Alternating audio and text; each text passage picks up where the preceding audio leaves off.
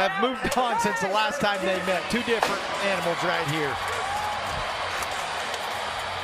Hey, Moto. Davis is sent packing by Moto, and then it was interesting. Our camera guy's getting a pretty good shot. Moto just willing to square up and stare Davis down. Cooper Davis, the 2016 PBR World Champ, 0 for 2 this weekend.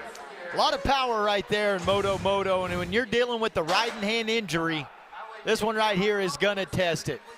Lots of front end, then some forward movement, pulls Davis down. That's Moto. The last time him and Davis met, Moto was about 300 pounds lighter.